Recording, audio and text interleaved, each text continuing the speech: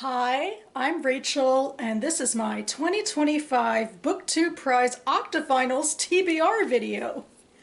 The BookTube Prize was started by Robert Sheard in 2019 as a way for the literary bookdernet to come together and judge the best in fiction and nonfiction, literary fiction and nonfiction published in the US the year before. And I myself have been an official judge since 2020, and I've just really enjoyed myself with this. Found a lot of great books in both fiction and nonfiction. And we are at the start of another year. Very exciting. The way this works is we start with two long lists of 48 books apiece. And then through 4 rounds, we whittle them down. We half each division, each round, until we get to the finals with 6 books on each ballot. And then in October, the winners and finalists in fiction and nonfiction are announced.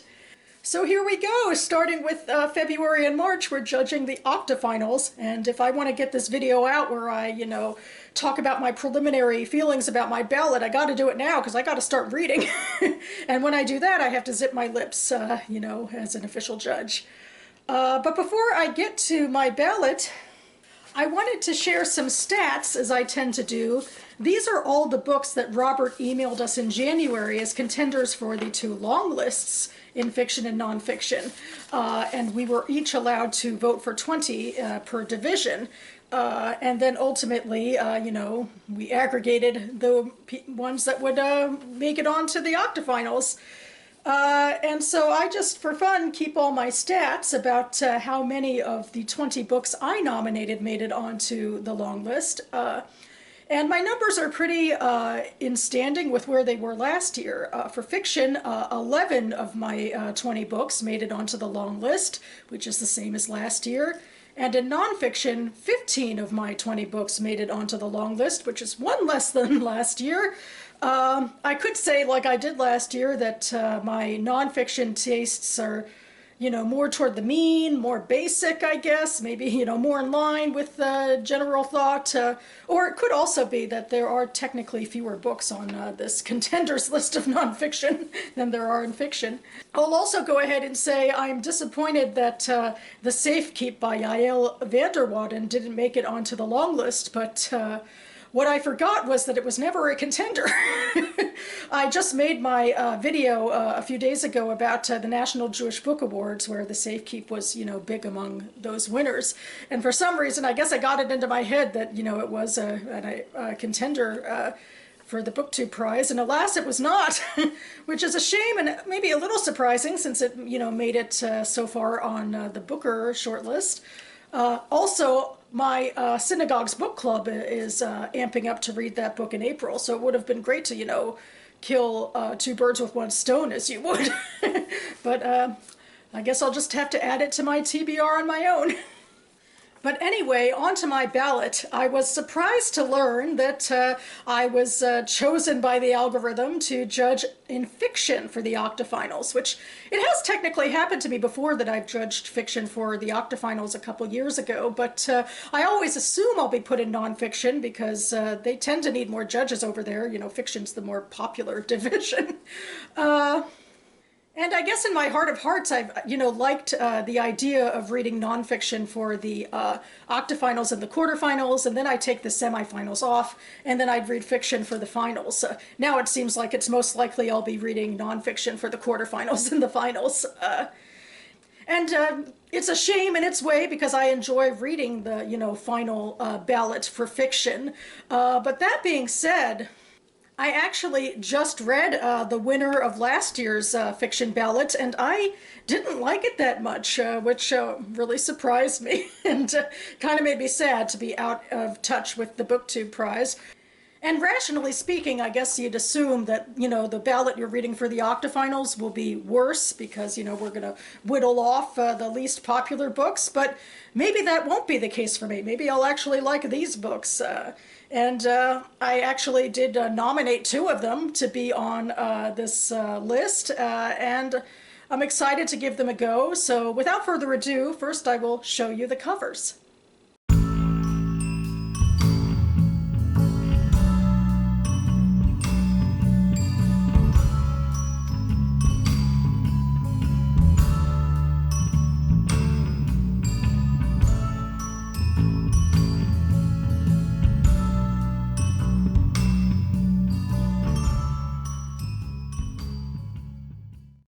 And now I'll just go in order with some very preliminary thoughts based on, where they appear on this list. The first book is Creation Lake by Rachel Kushner. I'm a little iffy about it. I did read The Mars Room by Rachel Kushner just for myself, and I enjoyed it enough, although I think with time I've sort of absorbed some of the criticism that others have about that book. And also this one is, at least how I briefly researched it back in January, I saw it to be an espionage thriller, which isn't usually my genre of choice, but maybe I should remind myself of the optimistic or good feelings I had for The Mars Room back in the day, and go into this one with an open mind. Next we have Enlightenment by Sarah Perry, which, Sarah Perry's been on the BookTube Prize before, but I haven't ever read her. But I am doing this project of reading all of the first few paragraphs to first page of the fiction contenders for the BookTube Prize. So a few years ago I did actually read the first page, and actually my thoughts about it were a little Then there's Melmoth by Sarah Perry, which I've now read for the first time, or the first couple paragraphs. That's all I've read of this book. That's all I know of it. But it kind of reminds me of The Incendiaries, because obviously they're teasing you about something, about this Melmoth issue, about this woman who gets involved in something that's going to be life-altering in some way, and they're teasing you about it, like saying, could you, who I guess it's kind of second person, which is interesting too, could you change things for her? Would she listen to you? So, I don't know. I mean, I guess it's intriguing, but at the same time, it's a bit of a gimmick too, right? Because we're not seeing the story in real time. We're being teased about something else. But I think a lot of people would consider that a hook. I should remind myself that, a first page is just a first page. The story could go anywhere from there. And otherwise, I'm excited to give this BookTube Prize sophomore a chance. This again takes place in Essex, it looks like. It has a bachelor astronomer and the wonder of being alone. That's how I took my research to be, so that could be intriguing. Next is Tell Me Everything by Elizabeth Strout, which I voted for because I've read the Olive Kitteridge stories. I've really enjoyed them. I enjoy her writing style, her characterization, and excited to go back to Crosby, Maine, and for this novel, and learn more about the Bob Burgess characters as well. So yeah, I think challenge here will be not to favor this one too much. Then we have The Heart in Winter by Kevin Barry, which I think is most explicitly the historical fiction on this list, taking place in 1891 in a harsh winter in the Rocky Mountains. Not my usual location, so I'm excited to go somewhere new. Speaking of somewhere new, we have The Hunter by Tana French, very popular author, but someone I take to be more genre heavy than my usual, more in the mystery genre where I don't usually read there. Also, this is a sequel novel, so I hope it's approachable, but I have to say, I appreciate the BookTube Prize for prodding me to give this author a chance where I probably wouldn't have gone there alone, so I'm intrigued to see what I'll think. And finally, we have There Are Rivers in the Sky by Elif Shafak, which I also voted for because I read her earlier book in the BookTube Prize finals a couple of years ago. I think it was the first book she had on the finals, or in the BookTube Prize. It was 10 minutes, 38 seconds in This Strange World, if I'm remembering that title correctly. And I have a feeling, I think I voted for it under the top 3, but I have been thinking about it a little bit ever since, and I wonder if I made a mistake there, and it's a book that has stayed with me. The characterization of Istanbul and, the focus on sort of characters who are overlooked.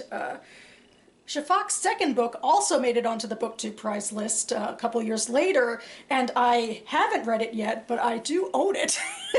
So it's on my mind that I do definitely want to keep reading some Elif Shafak.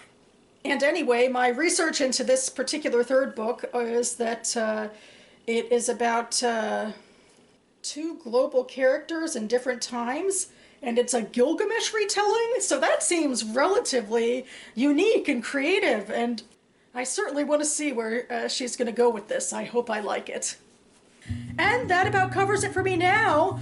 I will leave the Goodreads links for all 6 of these books listed down below, as well as more information about the BookTube Prize, and a link to Robert's announcement video for, the Octofinals of this year, if you'd like to know more about the other books. And now I'm officially going to zip my lips and not speak in any detail about these books, except I'll probably tease that I'm reading them in upcoming Am Reading videos for the next 2 months, as I usually do. And then probably somewhere in the beginning of April, I'll excitedly whip out my camera again to film my ranking video. But I won't be staying away from BookTube for that long. I should hopefully be back on this channel in the next couple of days to do my February page 112 tag, because I don't have enough books on my TBR, apparently. I'll also be announcing my Buzzwordathon cover pick for February as well, so stay tuned for that. And I hope my fellow BookTube Prize judges are diving into the reading and enjoying what they find. And I'm looking forward to your videos when you're finally allowed to talk about these books as well. In the meantime, thanks so much for watching, everyone, and I'll see you next time.